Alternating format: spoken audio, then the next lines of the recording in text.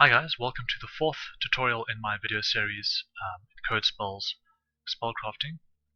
In the last tutorial we created this spell check distance that checks the distances between orbs and the player and changes their colors depending on how far away they are. So if they're greater than 10 meters they turn red, and if they're closer than 10 meters they turn green. In this tutorial I'm going to clean up this spell a bit and improve it by introducing functions to clean up the code and to allow us to repeat the code more often. So we've actually already seen functions in the past tutorials. These onHits, onCreate, and onActivate events are actually functions that are built into the game and are executed by the game, or called by the game as we call it, under certain conditions that I've already mentioned. So we can also create our own function. We go down here to functions and let's drag the top one down here. So this is a function like any of these others, except we have to call it ourselves. It won't be executed automatically by the game. So we can give it a name. I'm going to call it check distance, and I'm going to drag this code over here into it and delete the onActivate event because we don't need that anymore. So now whenever we call this check distance function, it's going to execute all the code within it. And in order to call it, we right click on check distance and click this create check distance option here. So that provides us with a new block called check distance.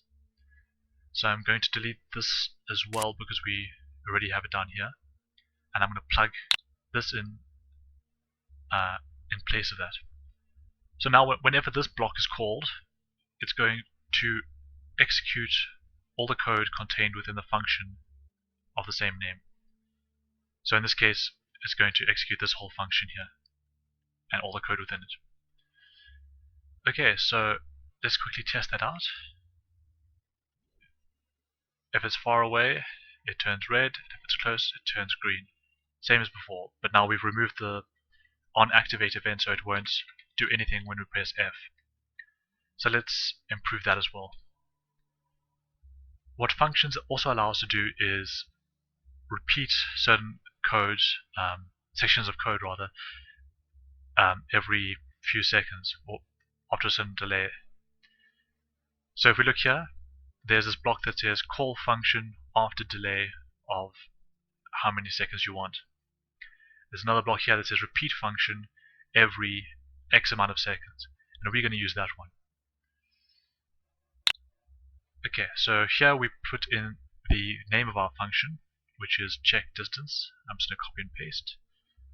And we want to repeat this function every quarter of a second, so 4 times a second. Okay, so we don't actually need to put this here because this will be calling the function every quarter of a second. So now, if I cast the spell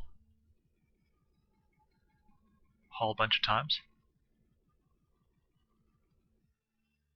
as I move, without having to press anything, the orbs are updating according to their distance from me. And this is a pretty powerful tool as it allows the orbs to continuously monitor the world and react accordingly, rather than just reacting when it either hits something or when we press the F key. And it allows you to do things like make spells that can home in on their targets or move in complicated ways. Let's go over this spell one more time. When we create the orb, or when we cast the spell, it sets it to fast and it changes the orb's color to blue.